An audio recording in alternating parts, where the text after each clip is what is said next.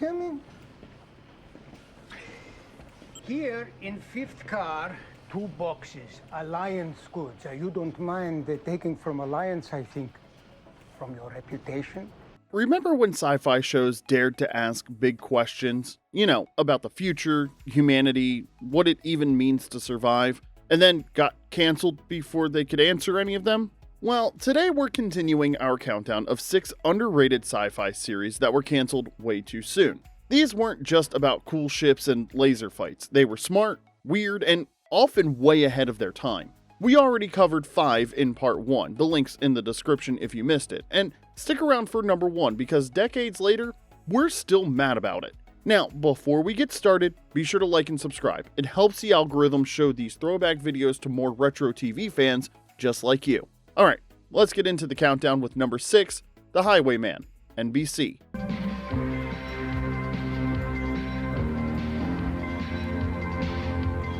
At number 6, The Highwayman, where the hero's truck had a helicopter inside, and somehow that was the least ridiculous thing about it. This gloriously bonkers blend of Mad Max, Knight Rider, and pure 80s excess starred Sam J. Jones. Yeah, Flash Gordon himself, as a mysterious federal marshal known only as the Highwayman. No real name, just the title, the truck, and the attitude. Mr. Toto has been trying to make contact with you all over southern Texas. Yeah, well, I've already got enough of Toto's high-voltage tricks to light up Cincinnati. Highway, just this once. Can we work together? Well, I'm still looking for Bo Zeiger. Set in the near future, the Highwayman followed a covert government task force, special marshals known simply as Highwaymen, who operated beyond the reach of ordinary law. Their mission was to transport top-secret cargo, crush futuristic crime, and patrol the lawless highways of America. And by patrol, we mean obliterate anything in their path. His truck, often referred to by fans as the Stealth, was basically a transformer with a government budget. It featured radar-absorbing panels, EMP shields, a surveillance hub, and a cab that housed a detachable Aerospatiale Gazelle helicopter. In the original pilot movie, it could also turn invisible, a feature that quietly disappeared once the series started, probably after someone looked at the special effects budget and started crying. Inside, it looked like NASA Mission Control fused with a Bond villain's lounge, complete with weapon systems and a bar that definitely violated several transportation laws. At headquarters, the Highwayman answered to Ms. Tania Winthrop, played by V-star Jane Badler. Tech genius DC Montana, played by future Star Trek regular Tim Russ, kept the gadgets running, and rounding out the team was Jetto, a gruff Australian sidekick played by real-life rugby star Jacko. Think Crocodile Dundee with a submachine gun and the subtlety of a sledgehammer. The action was utter chaos in the best possible way. One week it was cloning conspiracies, then time travel to 1945, then transporting alien corpses, and always ending in fireballs, high-speed chases, or a truck turning into a helicopter like it was totally normal, complete with a sidearm that could switch from 9mm to accidentally blow up police stations mode. The guest stars were wild as well. You had Jimmy Smits, Rowdy Roddy Piper, Wendy Malick, Lyle Alzado, even Wayne Newton showed up. One episode featured black market organ harvesting, another doubled as a failed backdoor pilot for a spin-off called McClone, starring Howie Long as a cloned government agent. That went absolutely nowhere. The pilot movie aired as Terror on the Blacktop in 1987, and the retooled series followed in 1988 with 9 more episodes filmed entirely in the American Southwest, adding dusty post-apocalyptic flair. Despite the overhaul, it never found its audience. Still, you can see its fingerprints on everything from The Mandalorian to Fast and Furious. That whole lone wolf with a tricked-out vehicle taking justice into his own hands thing, the Highwayman had it down before it was cool. But that's no surprise. It came from Glenn A. Larson, the sci-fi TV king behind Knight Rider, Battlestar Galactica, and Buck Rogers. He knew exactly what we wanted. A hero with no name, a ridiculous truck, and an arsenal that could level a city block. And it all kicked off with these lines. For the laws of the present collide with the crimes of tomorrow. Patrolling these vast outlands is a new breed of lawman, guarding the fringes of society's frontiers. They are known simply as Highwaymen. Cue the truck, cue the chopper, cue the beautiful insanity. Number 5, The Invisible Man, Sci-Fi Channel. At number 5, we have The Invisible Man, aka the show that made network budgets completely vanish. Oh,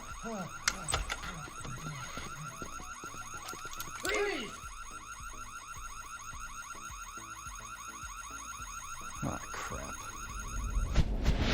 This underrated cult classic was the third TV attempt to update H.G. Wells' classic novel. It aired 46 episodes over 2 seasons from 2000 to 2002, and it was smarter, funnier, and weirder than anyone expected.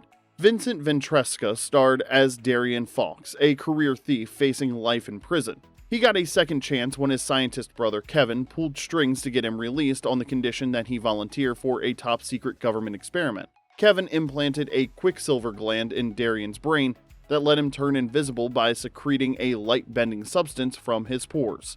The effect covered his body, clothes, and anything he was holding. The catch? The gland had been sabotaged by rogue scientist Arnaud the Femme. Without a regular injection of counteragent, the gland leaked into Darian's brain and caused quicksilver madness, a psychotic break with euphoria, violent mood swings, and just enough awareness to know how terrifying it was. Oh my God. Oh my. Oh, no. Oh, shit! Then terrorists attacked the lab, Kevin was killed, the research was destroyed. He's smarter than them, okay? You are always smarter than me. Kevin! So there was Darian, stuck with experimental tech, no brother, no research team, and nowhere to go but into the loving arms of a low-rent spy agency with a budget straight out of Office Space. The agency was a Cold War leftover that got shuffled from department to department like a hot potato nobody wanted to hold. Fish and game one week, Indian affairs the next, and eventually, yes, the Bureau of Weights and Measures. Try pulling rank with that on your ID badge. Freeze! Federal Weights Inspector!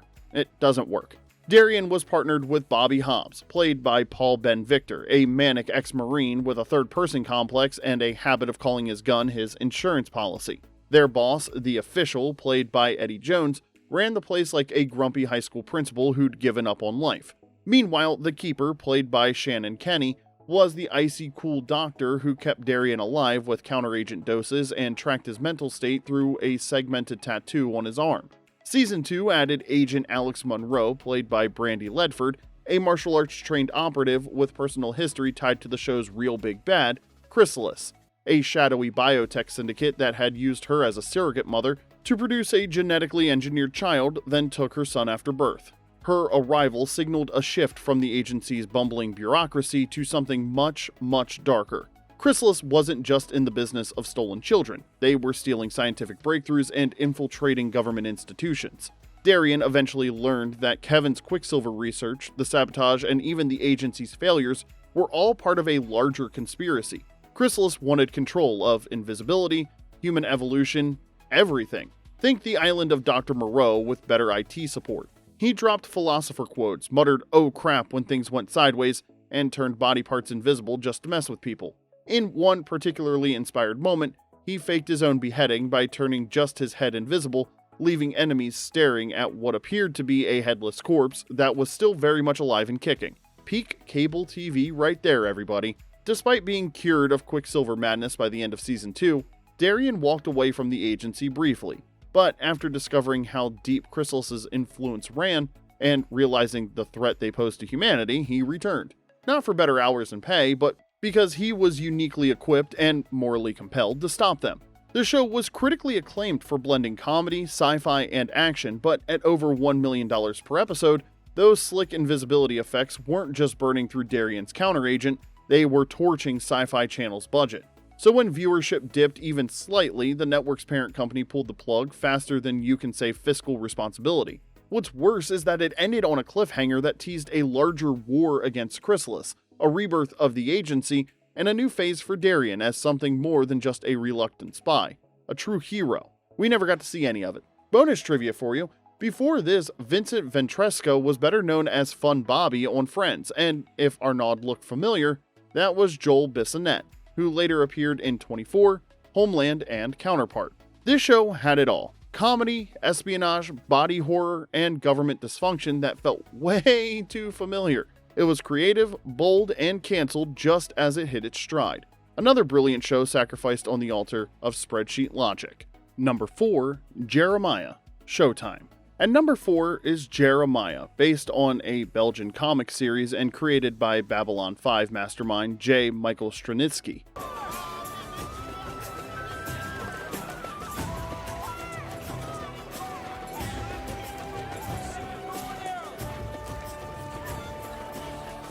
This post-apocalyptic gem asks the big question: what happens when everyone over the age of puberty dies and the survivors have to rebuild civilization using fragments of old TV and whatever they could scavenge from the ruins?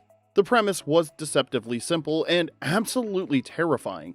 In 2021, 15 years after a virus called the Big Death wiped out everyone over the age of puberty, society had completely collapsed. Cities crumbled, governments vanished, and the next generation grew up feral, guided only by scraps of the old world and vague memories of how things used to work.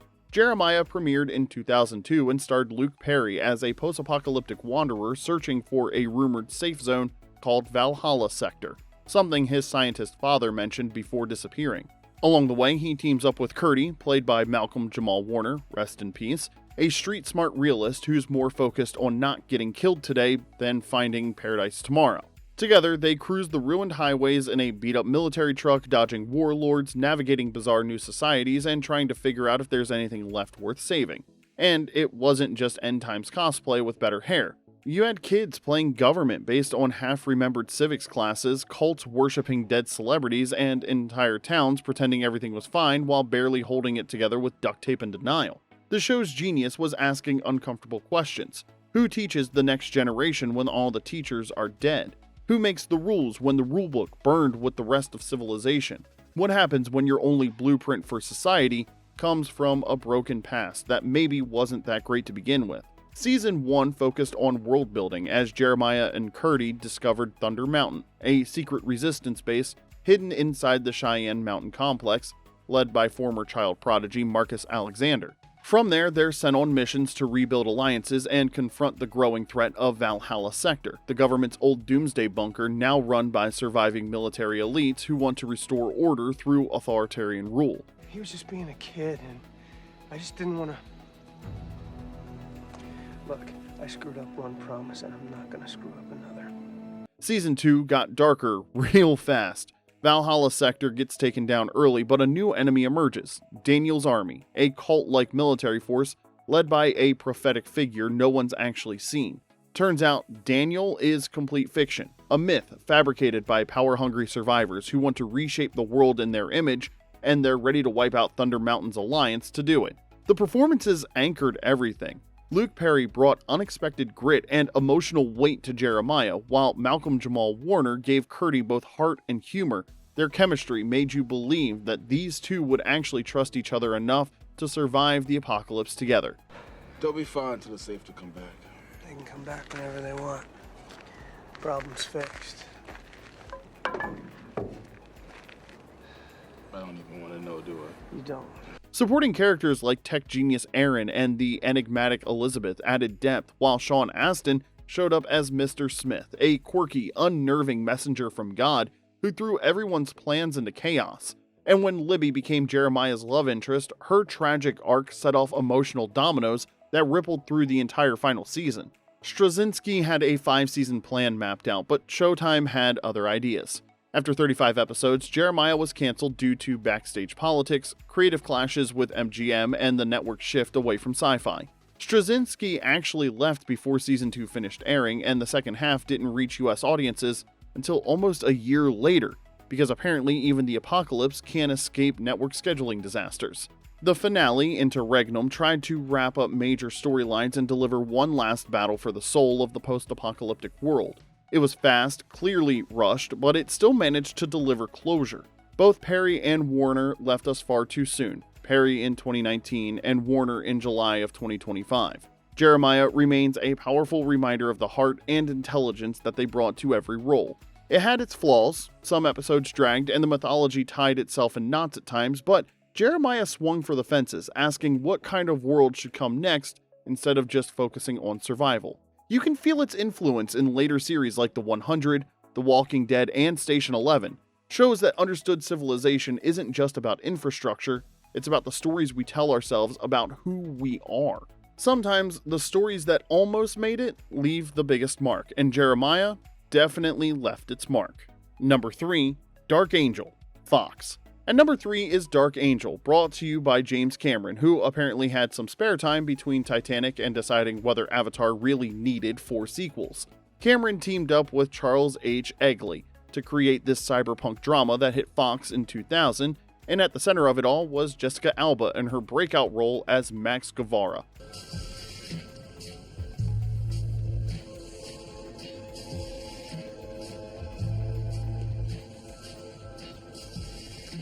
Codename X5452, a genetically engineered super soldier who escaped from a secret government facility as a child. The year is 2019 and the United States has gone full dystopia thanks to The Pulse, a terrorist-triggered electromagnetic bomb that wiped out the country's entire electronic infrastructure. No banking systems, no internet, just chaos. What's left of America looks like it got run through a blender set to gritty reboot. Max lives in post-collapse Seattle, trying to keep a low profile in a world that barely functions. By day, she works as a bike messenger at Jam Pony for a boss named Normal, who's one part drill sergeant, one part closet softy. By night, she's on a mission, tracking down the other genetically enhanced kids who escaped from Manticore, the Black Ops lab that created her.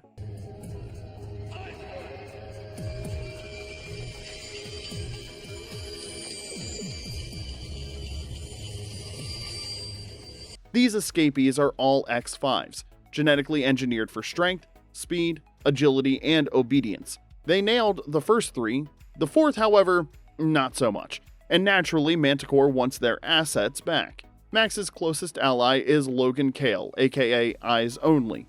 This is a streaming freedom video bulletin. The cable hack will last exactly 60 seconds. It cannot be traced. It cannot be stopped. A cyber journalist who hijacks TV broadcasts to expose corruption. He's smart, principled, and ends up in a wheelchair after getting shot helping Max. Of course, there's romantic tension because even in the post-apocalypse, workplace crushes survive. The supporting cast were absolute scene stealers. Valerie Ray Miller's original Cindy, Max's roommate and best friend, brought sass and loyalty to every episode. Richard Gunn's Sketchy, the office conspiracy guy, had surprisingly decent instincts, and J.C. McKenzie's Normal, well, he grew on you. Season 1 balanced action, intrigue, and world building perfectly. There were shady government goons, mutant flashbacks, and yes, a subplot where Max goes into heat because feline DNA apparently comes with awkward biology.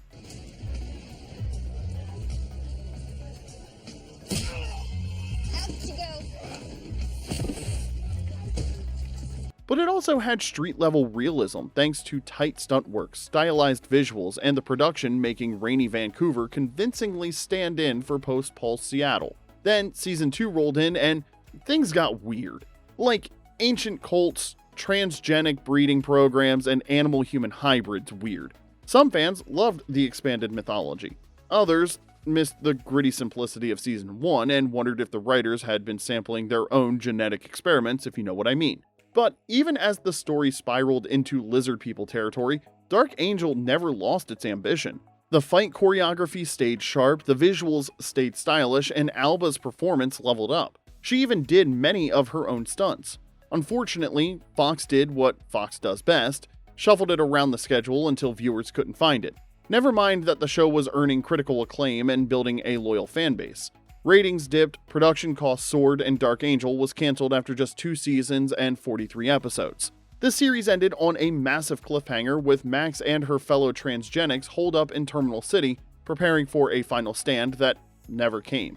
A 3rd season was reportedly mapped out with deeper conflict, new villains, and more character growth, but we never got it, because apparently Fox's idea of must-see TV was to bury a show before it had a chance to grow. The show earned real recognition, too. Jessica Alba won a Saturn Award for Best Actress on Television and snagged a People's Choice Award for Favorite New Dramatic Series. She also picked up a TV Guide Award for Breakout Star of the Year, plus Golden Globe and Emmy nominations for the series. But none of that mattered to Fox. So let's recap. Dark Angel was stylish, ambitious, way ahead of its time, won multiple awards, launched a major star's career, and delivered thoughtful sci-fi that wasn't afraid to tackle big themes. And Fox canceled it anyway after 2 seasons, because apparently critical acclaim and audience loyalty mean nothing when you can just reschedule something to death. For fans of dystopian drama with actual heart though, it still holds up, pulse or no pulse. Number 2, Space, Above and Beyond, Fox. At number 2, we have Space, Above and Beyond. Shuttle 5972, you are cleared to land on pad 5. Roger 2, clear on 5.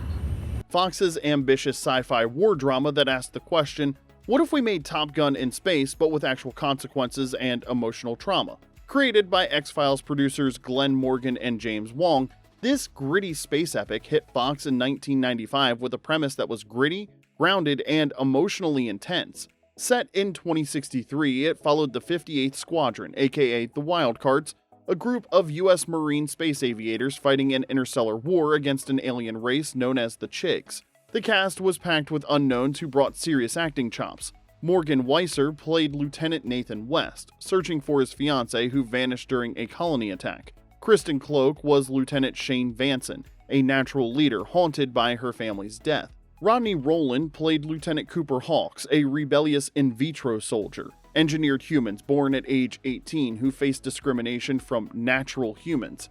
And anchoring the whole squad was James Morrison as Colonel McQueen, also an in vitro who'd fought his way up the ranks despite being treated as second class. Rounding out the team was Joel De La Fuente playing Lieutenant Paul Wang and Lieutenant Vanessa Damphouse played by Lene Chapman. Because apparently, military squads even in the future need exactly 6 people for maximum dramatic potential. Stationed aboard the massive carrier Saratoga, the crew dealt with alien ambushes, corrupt corporate overlords, and rogue AI soldiers called Silicates, who'd apparently watched Terminator and thought, yeah, that seems like a good idea. What set the show apart was that it refused to play it safe. Space Above and Beyond tackled PTSD, prejudice, and the real cost of war.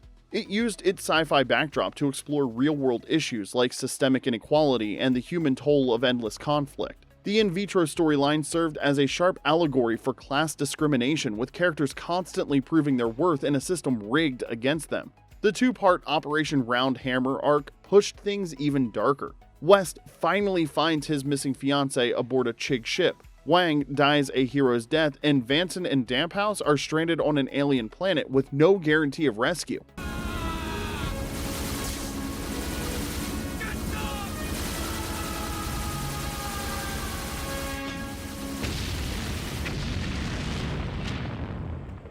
The production values were impressive for mid-90s TV.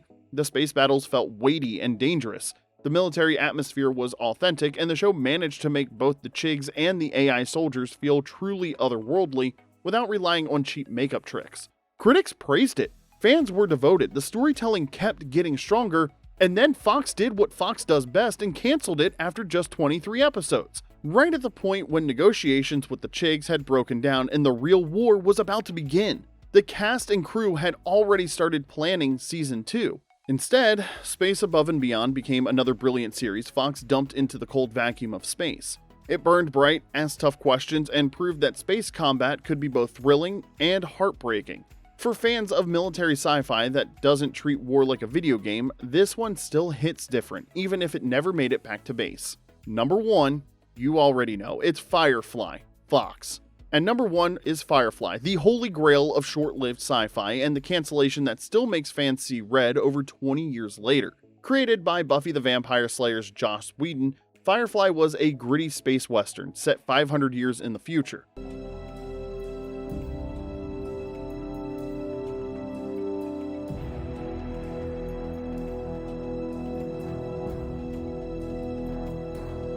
It premiered in 2002 and followed a ragtag crew of smugglers aboard the spaceship Serenity, dodging the law, shady clients, and personal demons. The ensemble was perfect. Captain Mal Reynolds, played by Nathan Fillion, was a former rebel soldier turned reluctant leader.